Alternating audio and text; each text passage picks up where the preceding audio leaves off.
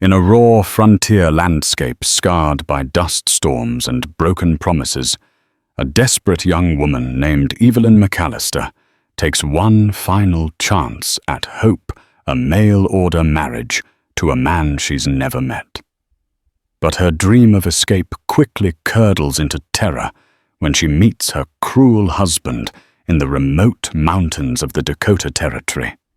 Chased through the wild by his hired guns, her every heartbeat echoes with the thunder of hooves closing in. Amid twisting trails and perilous ravines, she clings to life as dawn breaks on an unlikely ally, a Sioux warrior who could be her only path to survival and redemption. In the spring of 1876, Evelyn McAllister lived on the outskirts of New York City. She was 23 years old, her golden brown hair almost always hidden beneath a bonnet, and her spirit weighed down by the relentless claustrophobia of poverty. The suffocating air of industrialized streets mingled with coal dust crowding people into cramped tenements. Evelyn's parents had died of illness, her father from a lung infection after years of labor at the docks, and her mother from heartbreak not long after. Evelyn made a meager living as a seamstress, spending long hours in a dimly lit shop, stitching and hemming while her eyes burned and her fingers numbed from pricks of the needle. Every night she returned to a boarding house run by an older widow named Mrs. Gladstone, who charged half of her wages in rent. It was a bleak existence overshadowed by the looming dread that she would never climb out of these hardships. One fateful afternoon, as she trudged home through Manhattan's Lower East Side, she passed by a modest bakery owned by the Thompson family. Tacked to a nearby lamppost was a small advertisement that drew her attention like a magnet. Wanted a refined lady of good character to be a mail-order bride. Must be willing to relocate to the Dakota Territory. Generous monthly allowance guaranteed. Contact Mr. Conrad Gallagher, Co. The White Buffalo Saloon, Deadwood. Evelyn paused, reading the text over and over. A swirl of conflicting emotions raged inside her. The promise of a better life called out to her, but fear of the unknown was no less potent. Tales of the West filtered back east through newspaper reports of gold rush booms, lawlessness, and savage frontier justice. Yet she weighed her present desperation against the uncertain possibility of Western redemption. That same evening, she discussed the advertisement with Mrs. Gladstone, who scoffed at the notion of crossing the country to live on the frontier. However, something about the ad embedded itself deep in Evelyn's mind. She wrote a letter to Mr. Conrad Gallagher, half disbelieving she would ever receive a response. In her letter, she recounted her humble upbringing, her capacity for hard work, and her dreams of establishing a family and a stable home. She folded the parchment neatly and sent it, half hoping it might find its way lost among the thousands of letters traveling west. To her astonishment, 2 weeks later, a letter arrived on Mrs. Gladstone's worn-out doormat. It was crisp, scrawled in a fine script, bearing the seal of a notary in Deadwood. Mr. Gallagher welcomed the possibility of their union, praising her candor and promising that she would have a comfortable life on a spacious ranch. He described the Dakota sky as a vast ocean of color and the mountains like guardians keeping watch. Attached was a train ticket to Cheyenne, along with a stagecoach pass to Deadwood. No one had ever done anything so extravagant for Evelyn. The gesture swept away her doubts, at least for the moment. Within a week, she packed her few belongings and set out for the wild frontier, heedless of the storms awaiting her. Several jolting days by train and stagecoach, later Evelyn stepped onto the dusty streets of Deadwood, a bustling gold rush town, where tent saloons and ramshackle buildings fought for space, with fancy hotels built by those who struck it rich. The stench of horse manure and sweaty men lingered in the muggy air. Carts laden with mining equipment rumbled past, and an endless throng of prospectors, gamblers, and fortune-seekers roamed the thoroughfare. Deadwood was no polished eastern city. Here, arguments erupted into fistfights over a single game of poker, and fortunes were won or lost in a single evening. Evelyn's heart pounded as she tried to keep her composure in this chaotic new world. She clutched her small travel bag, scanning the bustling crowds for her supposed fiancé. A tall, clean-shaven man in a well-tailored suit emerged from behind a horse-drawn wagon. "You must be Miss McAllister," he said, extending his hand.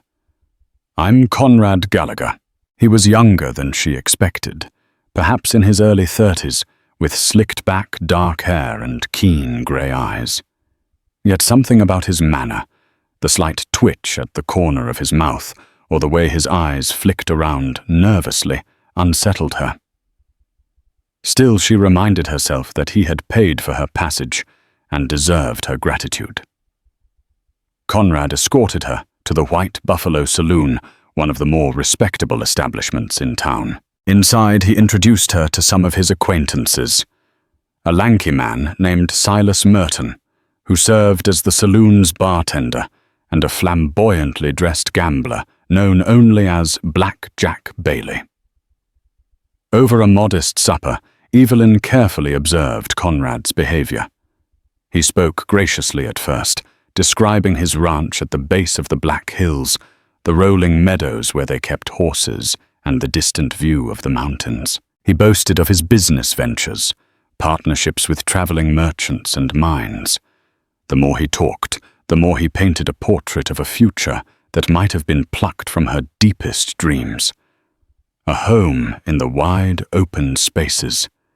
A chance to watch the sun set behind a horizon unobscured by tall, grimy buildings. Yet between bragging about his wealth and complaining about Deadwood's riffraff, there was a coldness in his tone. When Evelyn mentioned the possibility of the local tribes, particularly the Sioux, Conrad's face darkened. He spat out a curse, condemning them as savages who opposed their rightful claim to the land. The sudden venom in his voice shook Evelyn to the core. Nevertheless, she had few options.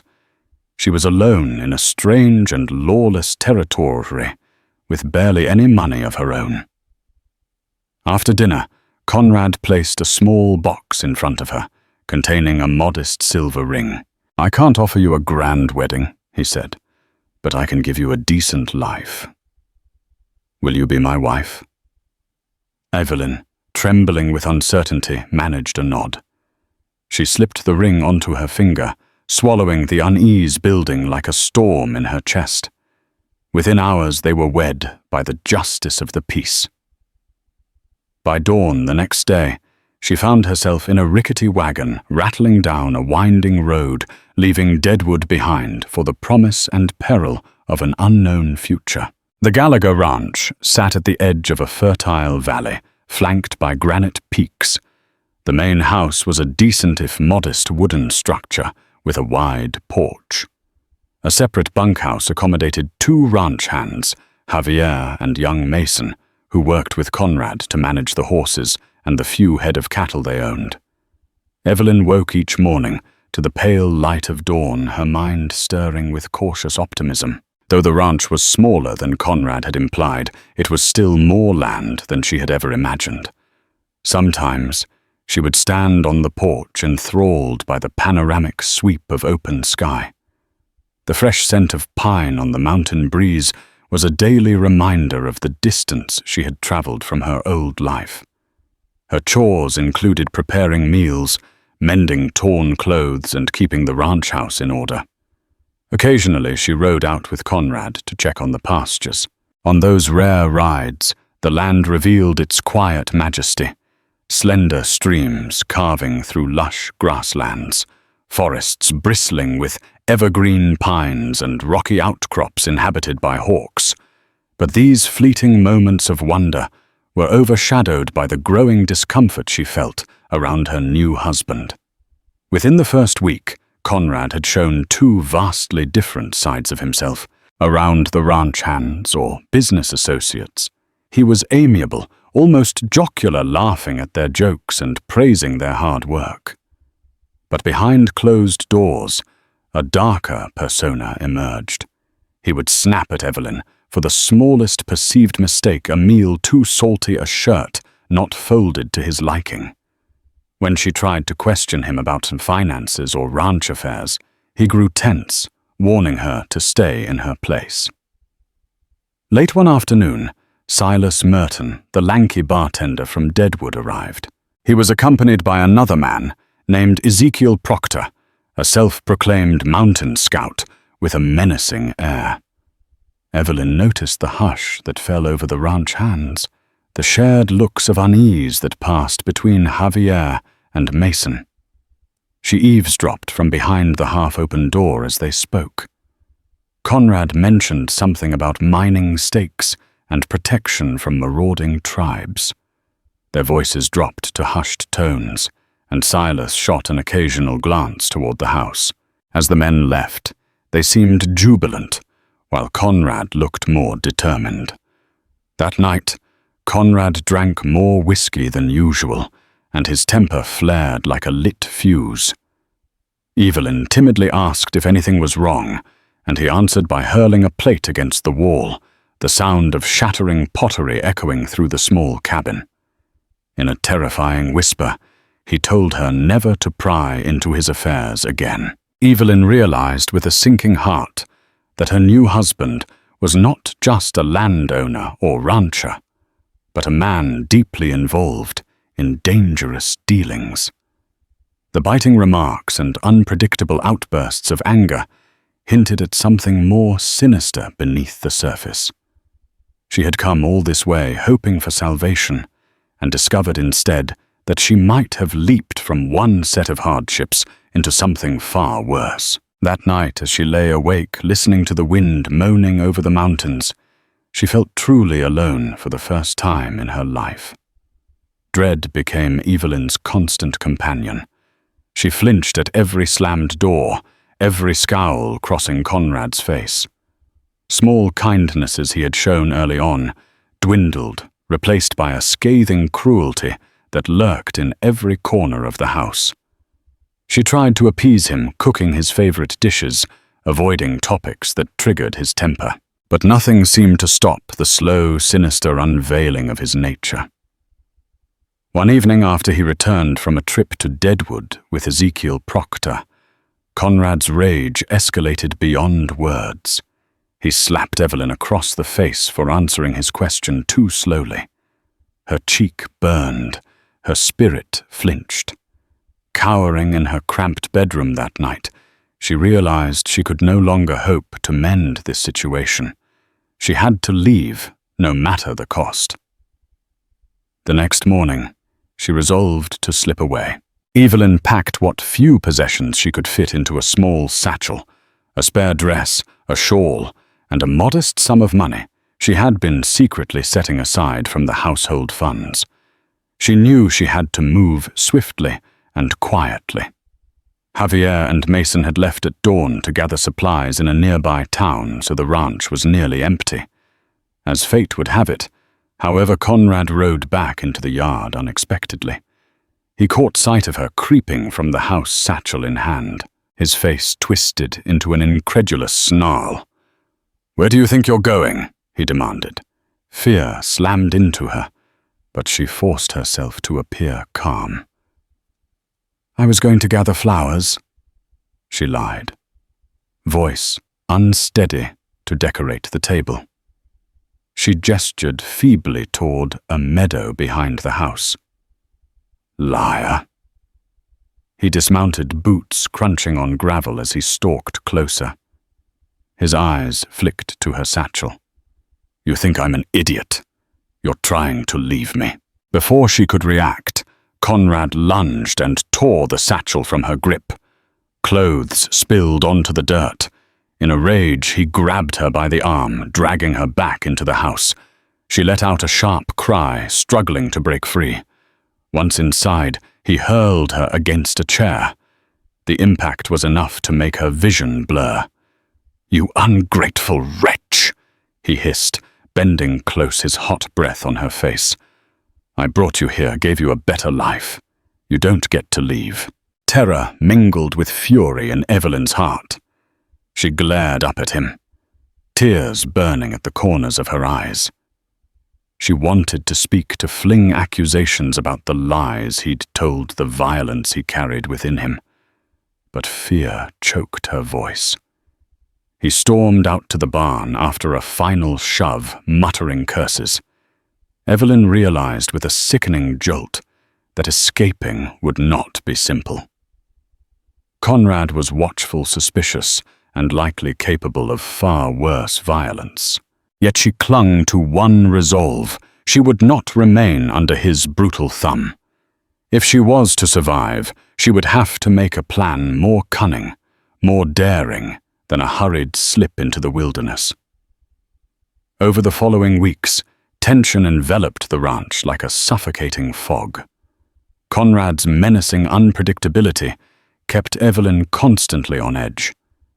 She went about her chores in silence, avoiding eye contact and any conversation that might spark his temper. The bruises on her arms, a silent testament to his rage, forced her to wear long sleeves even in the day's heat. One afternoon, she was kneading dough in the kitchen when Javier quietly stepped inside, removing his dusty hat. The older ranch hand was in his mid-40s, graying at the temples, with deep-set eyes that spoke of hard-won wisdom. He had always been respectful and kept a gentle distance, but that day he appeared nervous. He glanced around to ensure Conrad wasn't within earshot. "Senora," he began in a hushed tone, "I've seen how he treats you."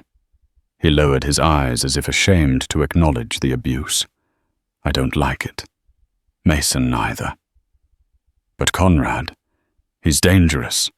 He has powerful friends." Evelyn paused her work, kneading hands trembling. She had suspected for some time that Javier had noticed her predicament, but she never dared speak openly for fear of Conrad's retribution. "I'm managing," she said softly, not fooling either of them. Javier hesitated, then spoke again. "Listen carefully. I heard Conrad talking to Ezekiel Proctor. They have some plan, a big job near the mountains. Something about gold in Sioux territory. They mean to drive the Sioux out, or worse." A ghost of fear flickered in Javier's eyes. "It'll bring trouble, and it's not just them. A group of rough men from Deadwood are in on it too. Soldiers might turn a blind eye because of bribes." A chill coiled in Evelyn's stomach. She had guessed Conrad was involved in murky dealings, but this sounded worse than she could have imagined: armed aggression against local tribes. "Why are you telling me this?" she whispered, checking the hallway in case Conrad was nearby. "Because once they do it, the Sioux will retaliate. Blood on both sides. And Conrad, he hates them. The rage I see in him every day.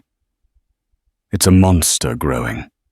Javier glanced at her bruises, voice trembling with empathy. "You need to get out of here. I'm going to leave too, but I can't just run off. He owes me wages, and Mason is only a boy. I can't abandon him. But you have no reason to stay." Evelyn felt a wave of gratitude. In this bleak place, Javier was risking his own safety to warn her. "Thank you," she managed. "I've tried." He caught me. He's always watching. Javier lowered his voice to a breath. "Conrad and Ezekiel will be gone for 2 days later this week. They're heading to Deadwood." "If you're going to leave..." "That's when..." Evelyn's heart pounded. This might be the window of escape she had prayed for, yet fear gnawed at her, for she knew the wrath she would face if caught again. Still, she could not ignore this chance. As Javier walked quietly away, she repeated his words in her mind, fueling her courage. If there was a way to flee the ranch and outrun Conrad, she would find it. 3 days later, the opportunity arrived on a cold morning. Conrad saddled up alongside Ezekiel Proctor and rode off without much fanfare, carrying a rifle slung over his shoulder and a grim set to his jaw. Evelyn watched from the kitchen window, heart hammering, as their horses trotted out of sight beyond the ridgeline. Time was short. She hurried to gather a small stash of bread, dried jerky, and a canteen of water. She wore practical boots, knowing she might have to navigate rough terrain. Silently, she whispered gratitude to Javier, who had hidden a saddlebag with supplies beneath a loose floorboard in the barn. She stuffed in a few personal items, her mother's locket, a brush, a spare skirt, and then slipped outside, scanning the horizon for signs of returning riders. Mason was tending to the horses. The boy glanced at her with wide, knowing eyes. "Good luck, ma'am," he said in a hushed tone. "I'll keep quiet till you're gone." Her heart warmed at the gesture, but she had no time to linger. She saddled a mare named Pearl.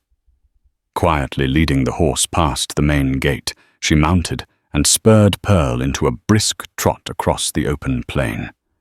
The ranch grew smaller behind her, and the freedom of the wide land spread out before her, tempered only by the fear that Conrad or Ezekiel might catch wind of her escape. Instead of taking the main trail to Deadwood, she headed toward the shadow of the Black Hills, hoping the rugged terrain would cover her tracks. Gusts of wind whipped her hair free from its tie, stinging her cheeks with dust. The mountains loomed like silent guardians, their granite faces reflecting the midday sun. By late afternoon, she arrived at the foothills. Exhaustion tugged at her, but she pressed on, weaving through narrow passes and dense pine forests. Her senses were on high alert for any sign of pursuit. Every snap of a twig felt like a thunderclap in her mind. She found a secluded hollow near a trickling creek and decided to make camp. As dusk descended, Evelyn tethered Pearl to a sturdy pine and unrolled a thin blanket near the creek's bank. The forest was alive with nocturnal whispers, owls hooting insects, churring a distant wolf's lonely howl. Each sound tightened her nerves. In the dim moonlight, she forced down a piece of bread and some jerky, washing it down with gulps of creek water. The night stretched on her imagination, conjuring visions of Conrad's furious face, his men scouring the countryside for her tracks. She was desperate to reach some safe haven, perhaps a larger town with law enforcement that wouldn't be swayed by bribes or intimidation. But the nearest settlement was days away through rugged territory, and she had never traveled so deep into the mountains alone. Despite the terror, a fragile sense of hope glimmered. She was finally out from under Conrad's immediate reach. With her hand clenched around her mother's locket, she prayed that dawn would bring a clearer path forward. The battered bride from New York had fled her gilded trap. Now she had to find the will to survive the wilderness and the vengeance that would undoubtedly follow. The next morning dawned with a shimmering golden light across the pine needles. Evelyn rose stiff from an uneasy sleep on the hard ground. She fed Pearl a handful of oats, then packed her meager camp. Her plan was to skirt the edges of the mountain range, using game trails to stay hidden. By midday, the terrain steepened. She led Pearl on foot through rocky gorges, breathing in the rich scent of earth and pine. Each step forward was a small victory against Conrad's tyranny. At least for the moment, she was free. But fate had another twist in store. Sometime after noon, Evelyn heard the distant echo of hooves and men's voices. Fear spiked her pulse. She ducked behind an outcrop, tugging Pearl into the shadows. Cautiously, she peered down a narrow valley. There they were, Ezekiel Proctor, and 2 other men she recognized from Deadwood.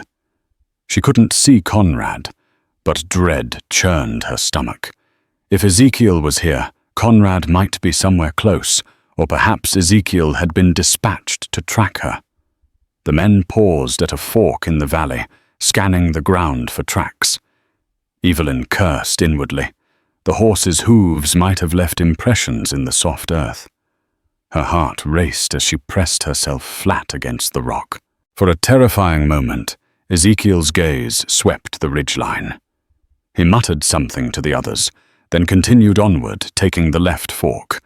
Evelyn dared not move until their voices faded into the distance. When she finally emerged, heart pounding, she knew it was only a matter of time before they found her trail. She had to move faster, push deeper into the mountains. A sense of betrayal mingled with despair. Had Conrad known she would flee here? Or perhaps Javier's warning wasn't enough to fully cover her tracks. Evelyn pushed herself and Pearl to the limit, climbing narrow trails that wound between towering pines and slabs of granite. The air grew thinner, cooler. By evening, the sky had taken on a rosy hue, and she found a small clearing near a brook to rest. She started a small, smokeless fire with dry pine needles, trying to keep it hidden under the thick canopy. Sitting by the faint flames, she mulled over her situation. If Ezekiel and the others were already in the mountains, she might be safer heading toward a place like Fort Laramie, days away to the southwest. But that route was fraught with challenges, unforgiving terrain, potential conflicts with the Sioux, or even bandits. Sometime after midnight, she jolted awake to the sound of distant horse whinnies. In a surge of panic, she smothered her small fire with dirt and threw her blanket over Pearl's head to keep the horse quiet. The hoofbeats drew closer, accompanied by muffled voices. She caught fragments. Gallagher, tracks, somewhere up here. Her breath caught in her throat. She realized in that moment that they were determined to find her no matter how high or far she fled. Adrenaline coursed through her veins, and she silently vowed if they wanted to drag her back to that ranch, they would have to break her spirit first. And she refused to let them do that. At first light, with no time to linger, Evelyn broke camp. She pushed Pearl into a careful but urgent stride, higher into the mountains, though it meant venturing off the worn game trails into terrain largely unknown to her. The higher she went, the less likely Ezekiel and his men would find her quickly, but the more treacherous her journey became. She tried to keep track of her direction by the sun's arc, but the dense canopy and twisting ravines made navigation precarious. Around midday, she came upon a narrow ledge overlooking a steep canyon. The path was only wide enough for one horse at a time, with a dizzying drop into a river gorge below. Gripping Pearl's reins, Evelyn inched forward. Pebbles skittered off the ledge, bouncing down to the roaring waters beneath. She felt her stomach lurch with every slip of the horse's hooves. Halfway across, an unearthly shriek echoed from somewhere above. A stray eagle, perhaps, but it startled Pearl, who whinnied and danced nervously. Evelyn held her breath, guiding the mare with gentle whispers and firm hands. Step by careful step, they made it to safer ground on the other side. Yet her relief was short-lived. Not 30 minutes later, a rifle shot rang out, reverberating across the canyon. Then a second shot barked. Pearl froze, and Evelyn's heart thundered. She couldn't tell which direction the shots had come from, only that they sounded close. She dismounted, pressing herself and Pearl against a thicket of pines. A third shot echoed, followed by raucous shouting. Anxiety coiled in her gut. Were Ezekiel and his men firing at her? Or was it something else, Gingerly she crept forward on foot to peer over a rocky embankment. Through the branches she saw 3 men. None of them looked like Ezekiel. They wore ragged clothes, unkempt beards, and had a wild look in their eyes. One was holding a rifle, pointing it at a figure dressed in buckskins. The figure's long hair and beaded moccasins marked him clearly as a Sioux man. Evelyn's pulse surged. She recalled Conrad's hateful words about the Sioux, but seeing one cornered by these men, she felt a surge of sympathy. The man's back was against a wall of stone, a small stream trickling at his feet.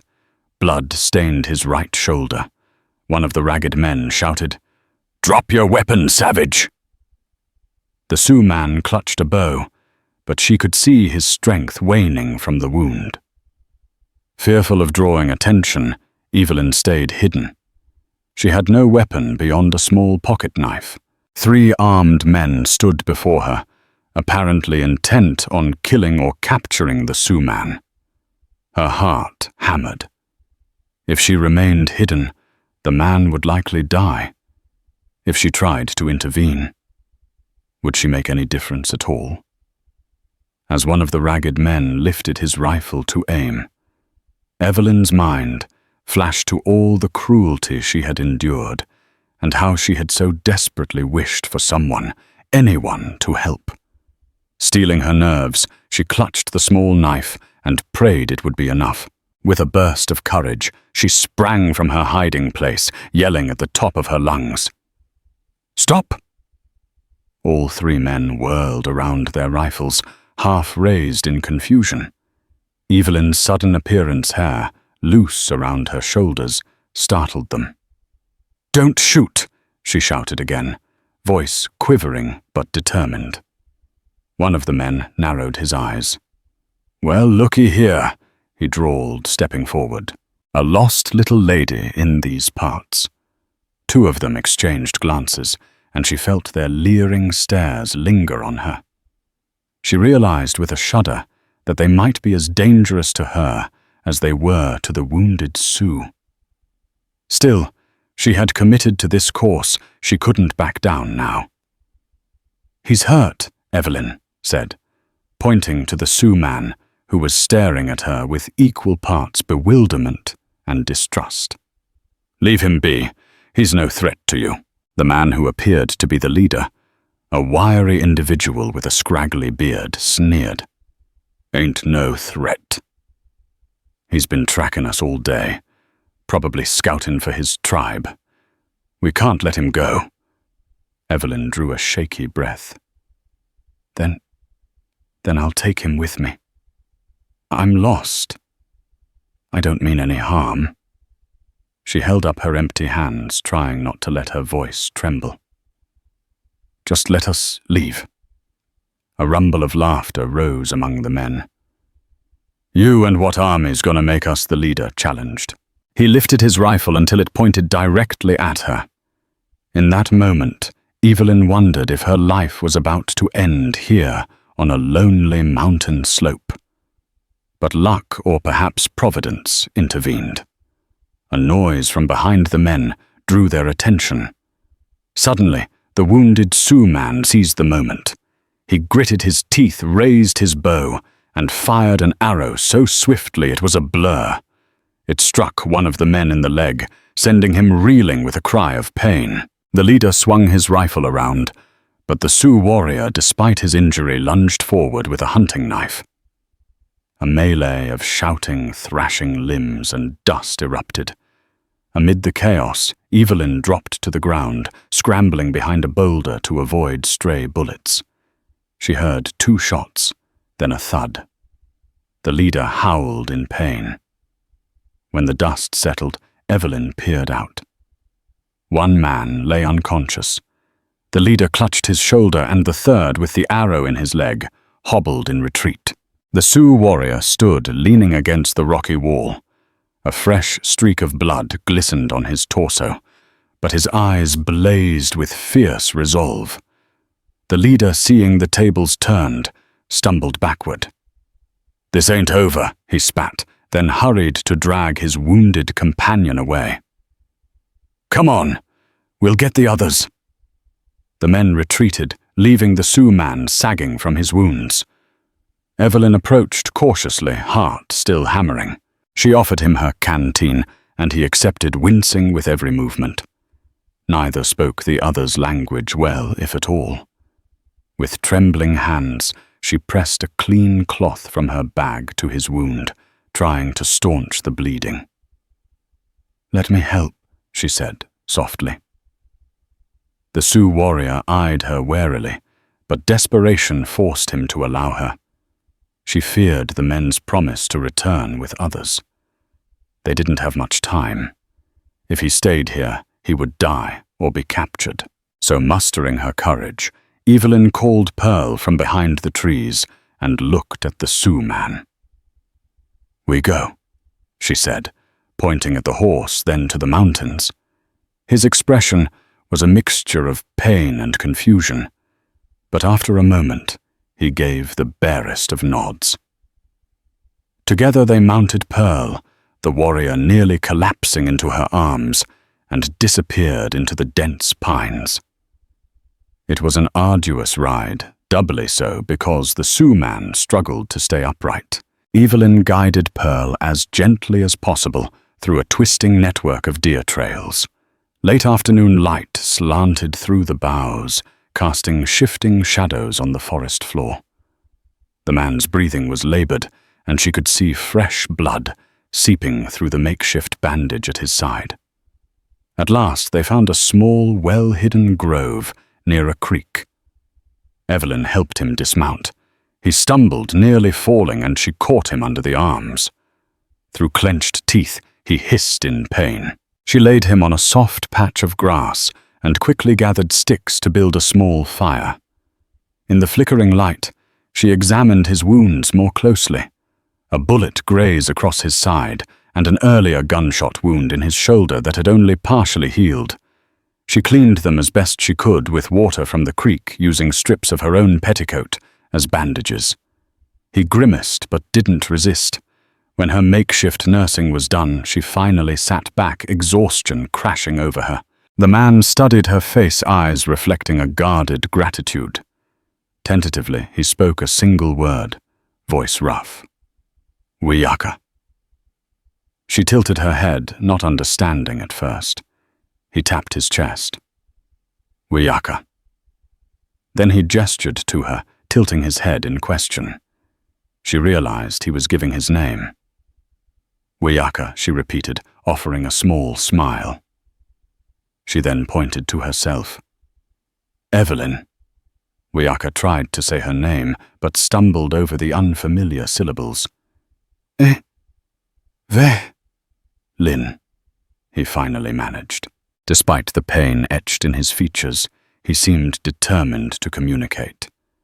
The night air grew cold, and a soft wind hummed through the pines.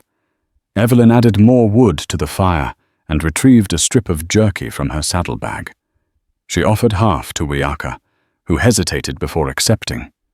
They ate in tense silence, punctuated by his occasional wince. Her thoughts swirled. She recalled Conrad's hatred of the Sioux and how the men in Deadwood spat vile slurs. Yet here she was, tending to a wounded warrior who had risked his life to stand against men who would kill him on sight.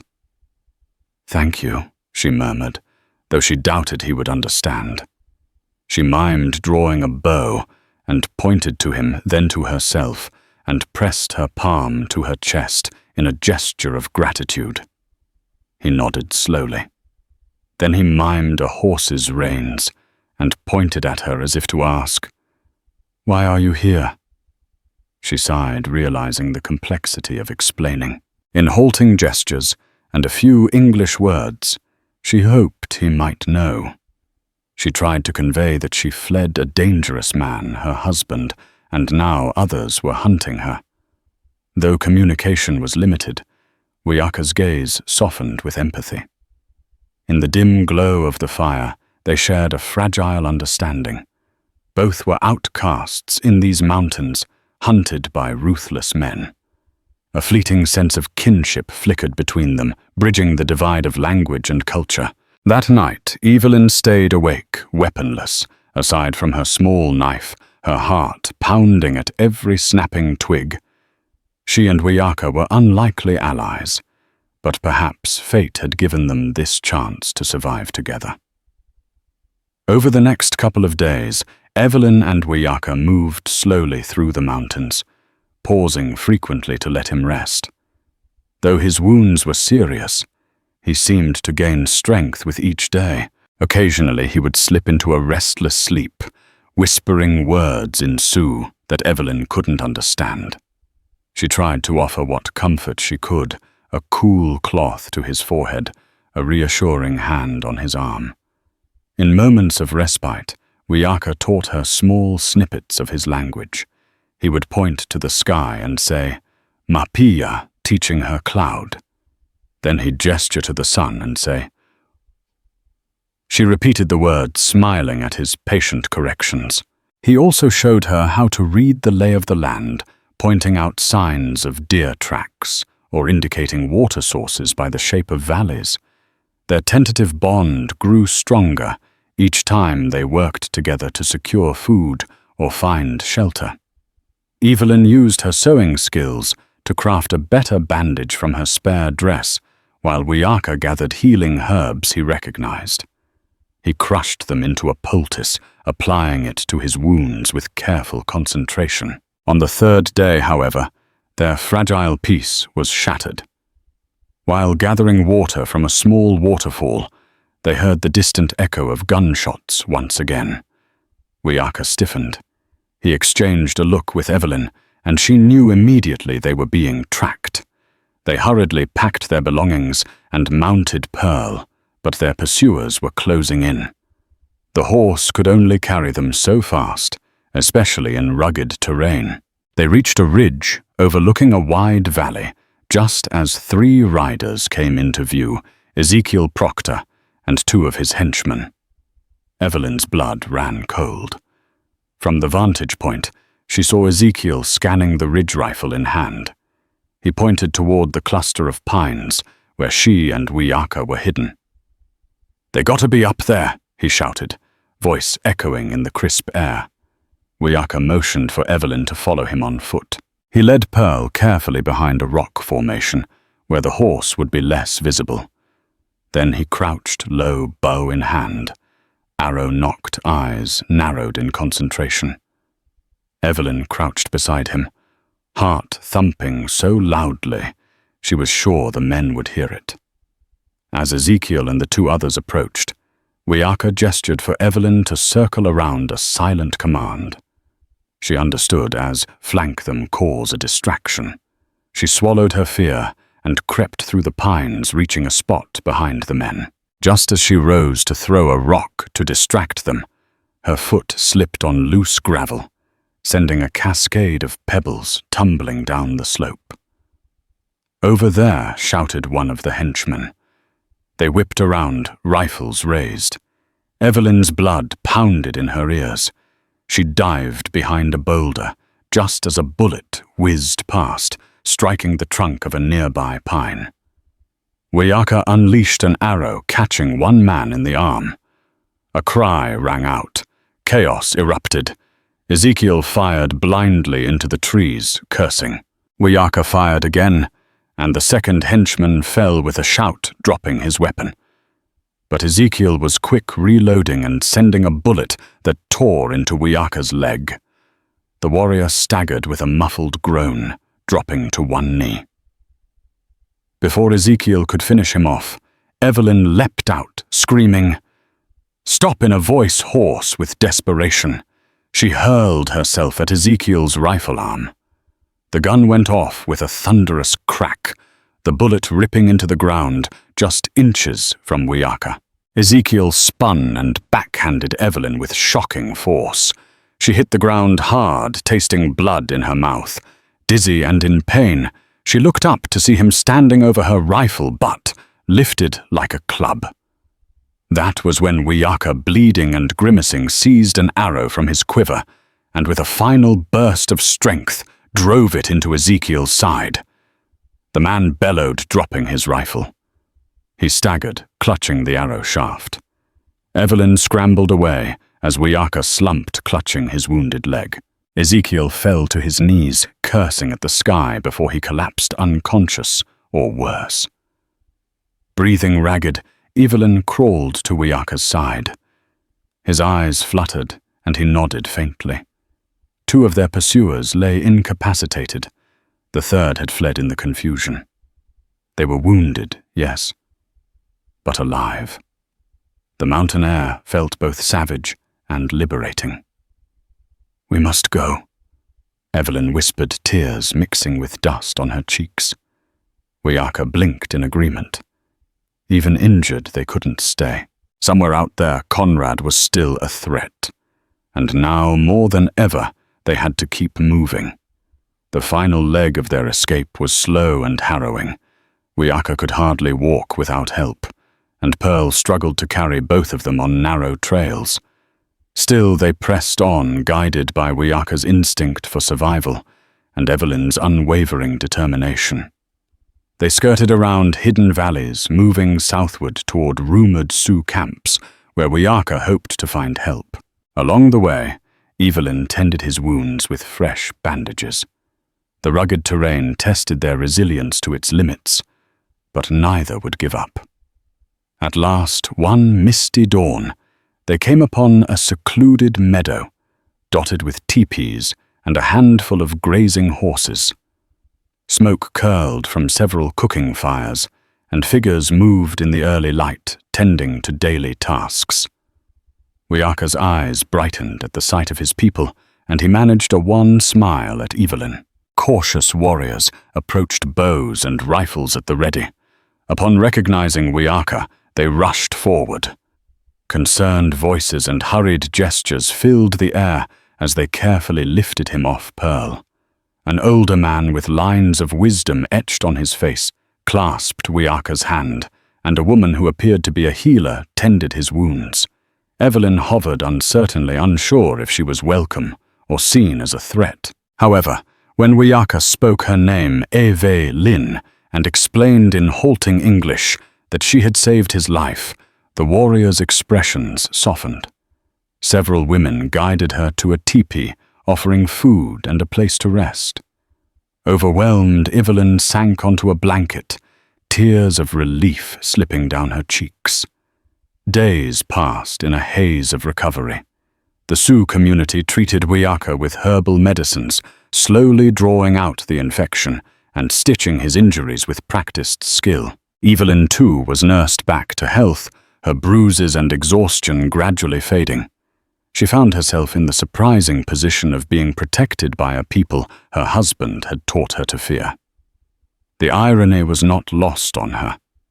During her stay, she learned that Wiaka was a respected scout who had been tracking suspicious strangers, prospectors, or outlaws on tribal land. He was wounded in an ambush, but his vow to defend his people never wavered. Evelyn also learned that tension was growing in the region because of gold discoveries, and many Sioux worried about further incursions by men like Conrad. As she grew stronger, she contemplated her next steps. She could not remain here indefinitely, nor did she wish to risk drawing Conrad's wrath upon the tribe. Yet she also felt a profound sense of gratitude for the kindness extended to her, an outsider. One cool morning, as she helped gather water at the stream, she heard distant hoofbeats. Anxiety pricked her senses. Emerging from the trees was a small group of cavalrymen, escorted by an older rancher in a dusty coat.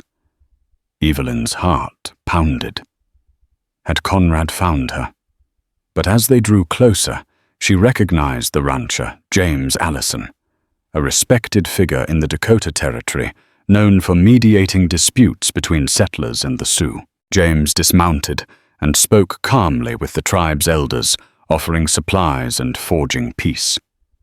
Through broken translations, Evelyn discerned that he had come to quell rumors of violence, worried that ranchers like Conrad Gallagher might provoke an all-out conflict.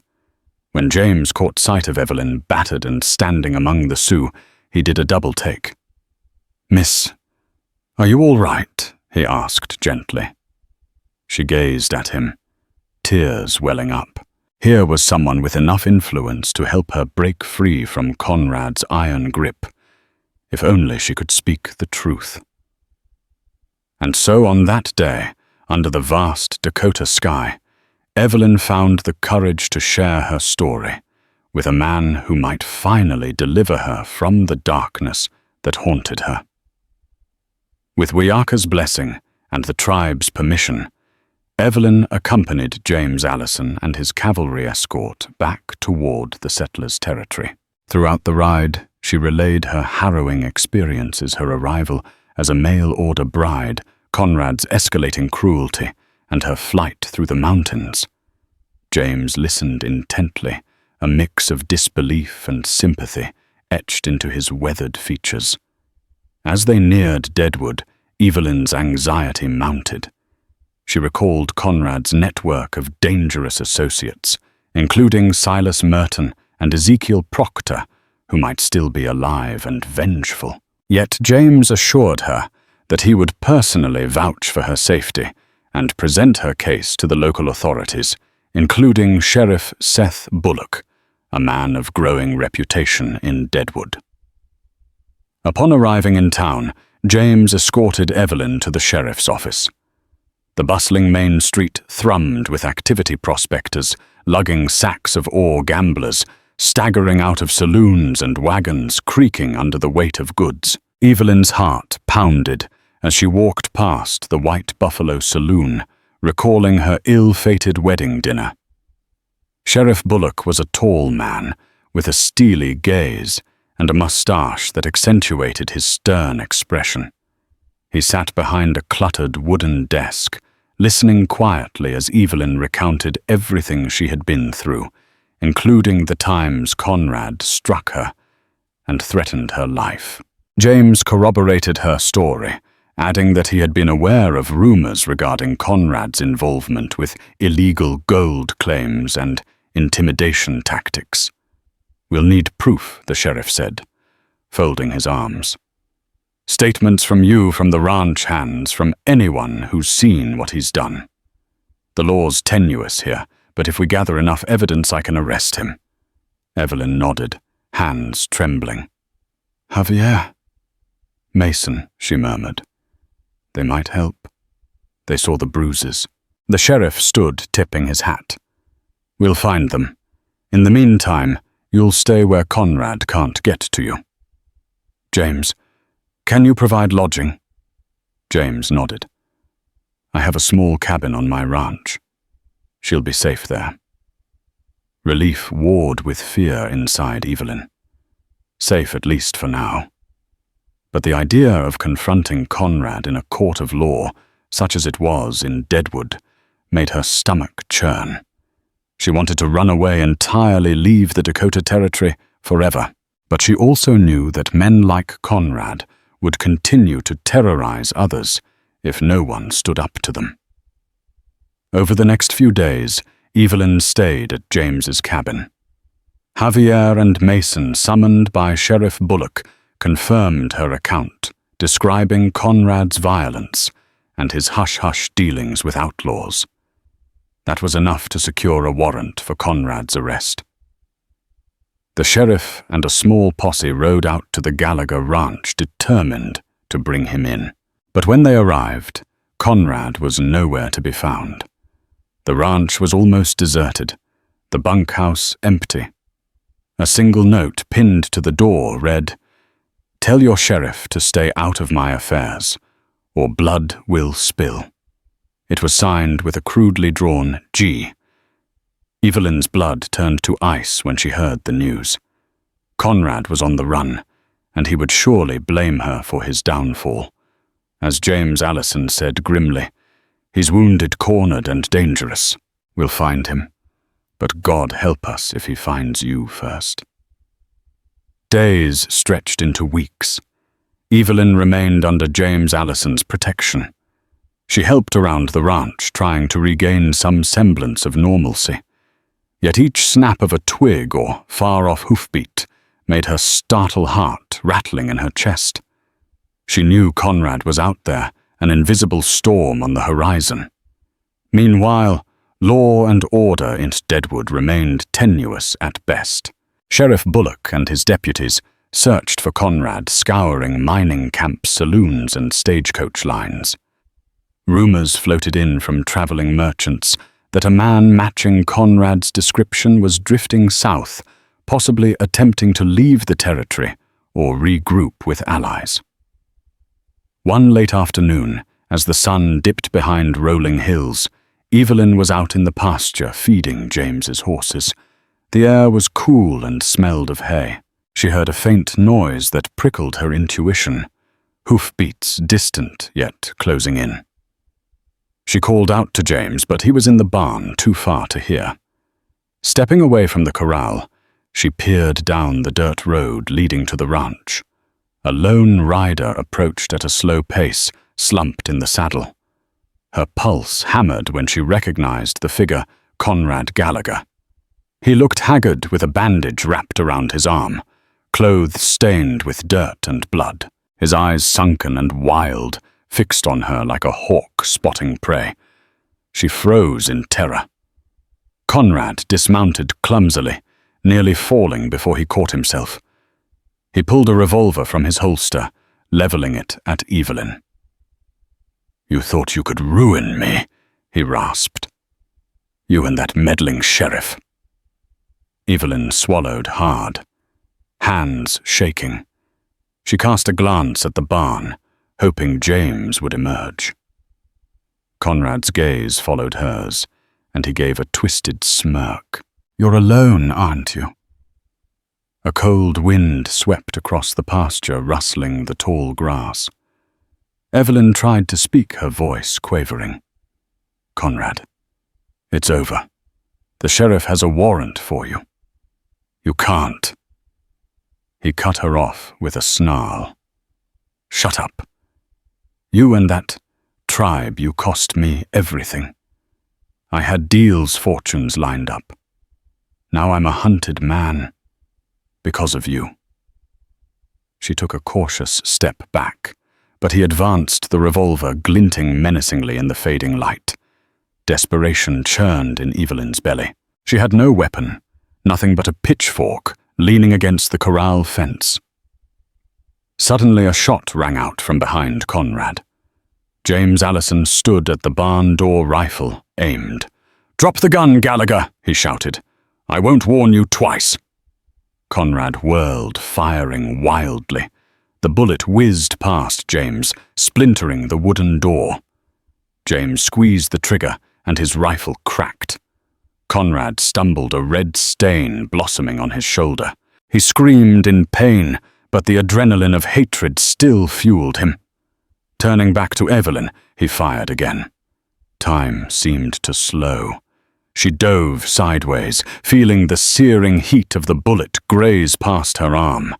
Pain flared, but she managed to scramble behind a water trough. Conrad limped forward, eyes maddened with vengeance. James fired another round this time, hitting Conrad square in the chest. The cruel husband gasped, dropping the revolver. He staggered, blood flecking his lips.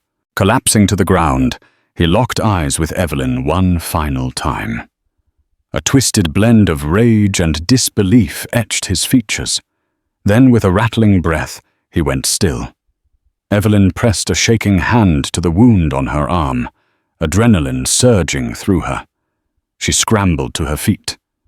James rushed to her side, his rifle still smoking. "You're hit," he said, voice tight with concern.